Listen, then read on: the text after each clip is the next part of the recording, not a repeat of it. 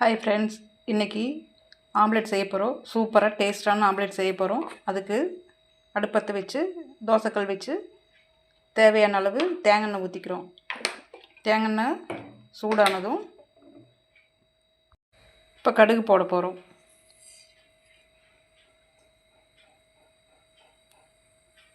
கடுகு பொரிச்சிடனு கொத்தமல்லி தலையோட தண்டு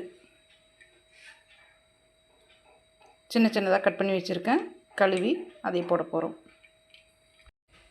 இப்போ கடுகு பொரிஞ்சிருச்சு. இப்போ சின்ன சின்னதாக கட் பண்ணி வச்ச கொத்தமல்லி தலையோட தண்டு போட போகிறோம். தண்டு போட்டாச்சு. அடுத்தது பச்சை மிளகாய், இஞ்சி போட போகிறோம். அடுத்தது வெங்காயம்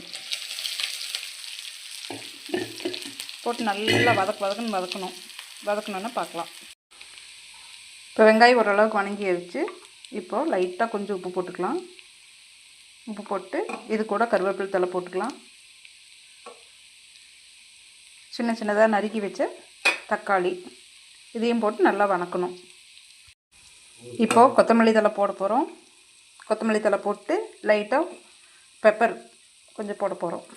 போட்டு நல்லா வணக்கிக்கலாம்.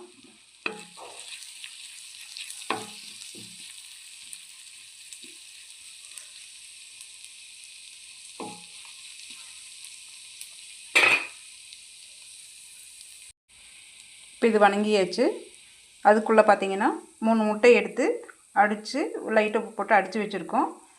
இப்போ இந்த கலவை எடுத்து முட்டையில் போட்டு ஆம்லேட் ஊற்றுறோம்.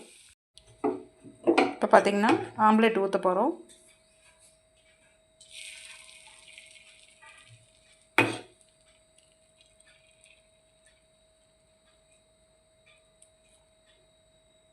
இது வெந்தோன்னு பார்க்கலாம். சுவையான டேஸ்டான ஆம்லேட் ரெடி ஆயிடுச்சு. நீங்களும் செஞ்சு பார்த்துட்டு எப்படி இருக்குன்னு எனக்கு சொல்லுங்கள், கமெண்ட் பண்ணுங்கள். அடுத்த வீடியோவில் பார்க்கலாம். பாய்.